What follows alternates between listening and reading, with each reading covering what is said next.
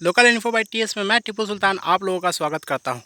तो ये जो अपडेट है ये है तोप सरथुआ स्टेशन से आगे का जैतियापुर का। तो चलिए, मालूम चला कि जैतियापुर स्टेशन है, लेकिन पेपर में या फिर कहीं पे और प्रोजेक्ट का डिटेल नहीं था, लेकिन लोगों के द्वारा बताया गया।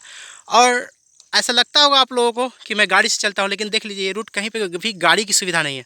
मैं पैदल लगभग 10 किलोमीटर चल कर आया हूँ और इसका अपडेट दे रहा हूँ। ये दूर से देखिए आप, मैं इस तरीके से ये पटरी चलते हुए आया हूँ और लगभग 10 से 10.5 किलोमीटर दूर एक स्टेशन है। पहला स्टेशन जो था दनियावा साइड से सरथुआ था, तोप सरथुआ 7 किलोमीटर, उसके बाद अगला जो है 3.5 किलोमीटर है। तो इस तरीके से मैं कंटिन्यू पैदल चल रहा हूँ।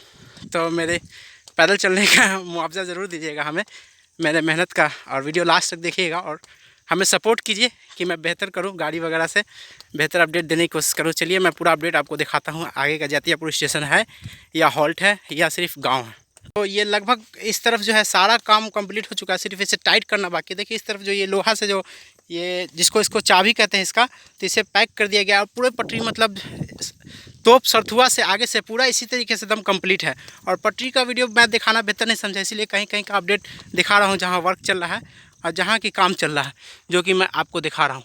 तो चलिए देखता हूँ कहाँ पे वर्क हो रहा है, क्या हो रहा है क्या नहीं हो रहा है। इससे मैं आगे बढ़ा दनियावा और तोप सरथुआ साइड से, तो यहाँ पर बस पटरी यहीं तक रखा हुआ है, स्लीपर यहीं तक। इसके बाद फिर आगे वर्क चल रहा है, लेबर और इंजीनियर लगे हुए हैं। चलिए मैं आगे आपको दिखाता हूँ।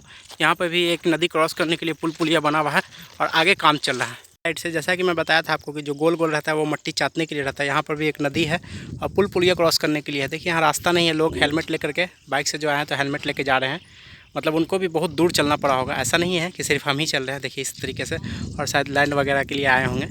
और ये नदी है और इस साइड वर्क चल रहा है आगे में।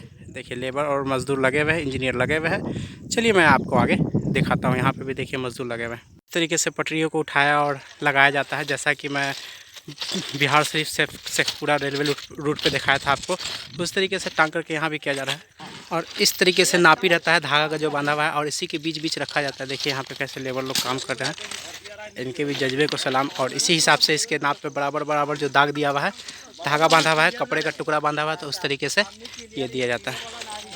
फिर इस तरीके से फंसा करके एक एक स्लीपर जोड़ा जाता है, एक एक स्लीपर लगाया जाता है।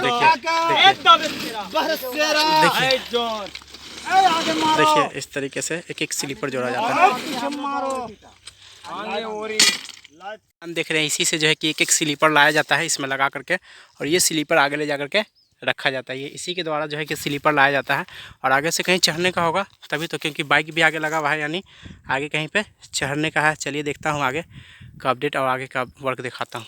तो और आगे चलने के बाद मतलब इस तरफ सिर्फ गिट्टी का बेड ही बिछा हुआ है और पटरी स्लीपर नहीं है, आगे काम नहीं है। लेकिन यहाँ पे पटरियाँ ला के रखी हुई है और स्लीपर भी यहीं पे आता है। यहाँ से फिर लोड होकर के जो है कि आगे देखिए यहाँ स्लीपर रखा हुआ है, यहाँ स्लीपर और आगे जाता है। ये रास्ता एक है जहाँ कि आप बाइक खड़ा करके आप इसका अपडेट दे सकते हैं, जो यूट्यूबर देख रहे हैं। और आपको यहाँ से लगभग 4 किलोमीटर दूर चलना पड़ेगा।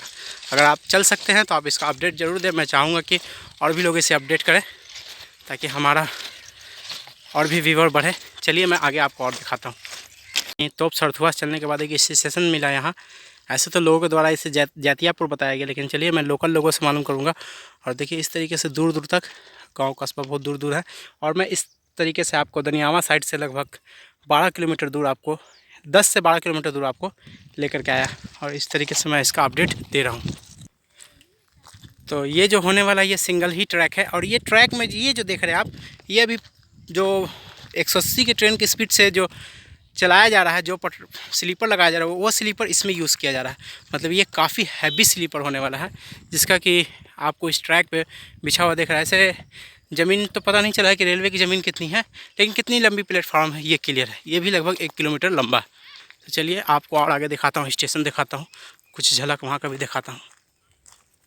तो अपडेट देने के क्रम में मैं आ गया हूँ जैतियापुर, जो कि यहाँ स्टेशन एक होने वाला है। ये अभी सिंगल ही ट्रैक और एक ही प्लेटफॉर्म होने वाला है, लेकिन यहाँ का गेटअप सेटअप मैं दिखा दे रहा हूँ। तो जो लोग बाहर से देख रहे हैं, जिस गांव के रहने वाले हैं, तो ज़रूर एक लाइक ठोकिएगा, क्योंकि आपके लिए मैं आपके गाँव में आया हूँ और ये वीडियो आपके लिए मैं कवर कर रहा हूँ।